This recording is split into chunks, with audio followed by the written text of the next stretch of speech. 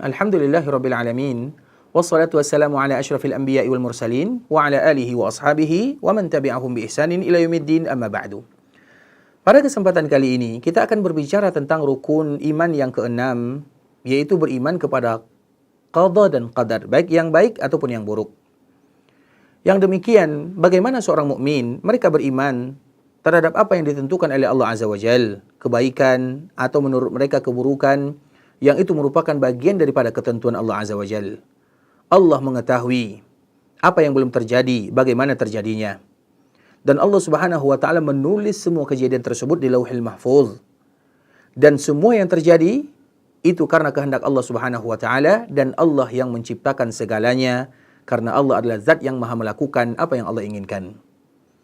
Allah Subhanahu wa taala menyebutkan dan mengkabarkan di dalam ilmu Allah Subhanahu wa taala dan di dalam catatan Allah Azza wa Jalla, alam ta'lam anna Allah ya'lamu ma fis sama'i wal ard, inna dzalika fi kitab, inna dzalika 'ala Allah yasir. Tidakkah kalian tahu bahwa sesungguhnya Allah mengetahui apapun yang ada di langit dan di bumi, dan itu semuanya telah tertulis, dan itu mudah sekali bagi Allah Azza wa Jalla.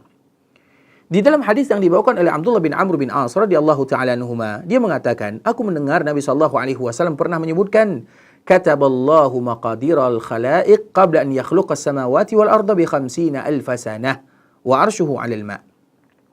Sesungguhnya Allah menciptakan dan menuliskan takdir manusia yang akan terjadi di langit dan di bumi sebelum Allah menciptakan langit dan bumi 50.000 tahun lamanya.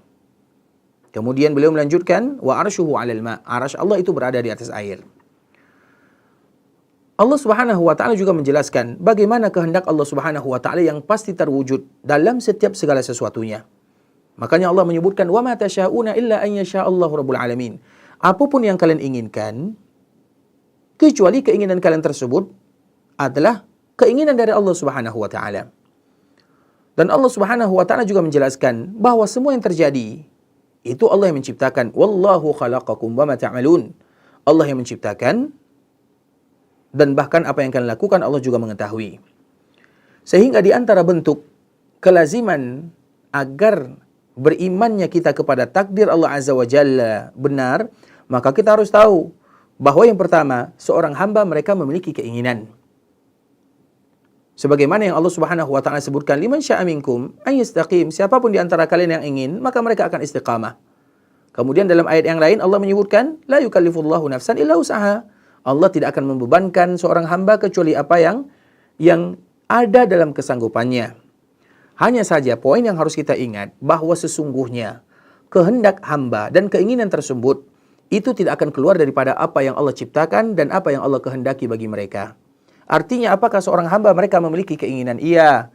Tapi keinginan mereka itu adalah bagian daripada ciptaan Allah Azza wa Jalla. Allah yang memudahkan mereka untuk menginginkan sesuatu. Dan Allah pun yang memudahkan mereka untuk melakukan apa yang mereka inginkan. Sehingga Allah menyebutkan, wa ma tasyauna illa an yasha'allahu rabbul alamin. Apapun yang kalian inginkan, kecuali keinginan kalian itu sudah diinginkan oleh Allah Azza wa Jalla. Begitu juga kita beriman kepada qadar, yang mana itu merupakan di antara rahasia Allah Azza wa Jalla.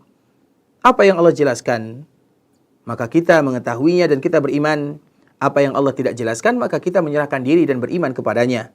Dan kita tidak akan pernah menentang perbuatan Allah, undang-undang Allah, aturan Allah, dan hukum-hukum Allah dengan akal kita yang terlalu sedikit. Karena pemikiran kita, akal kita, logika kita terlalu kecil, terlalu lemah. Hanya saja kita akan senantiasa beriman kepada apapun yang diberikan oleh Allah Azza wa Jalla.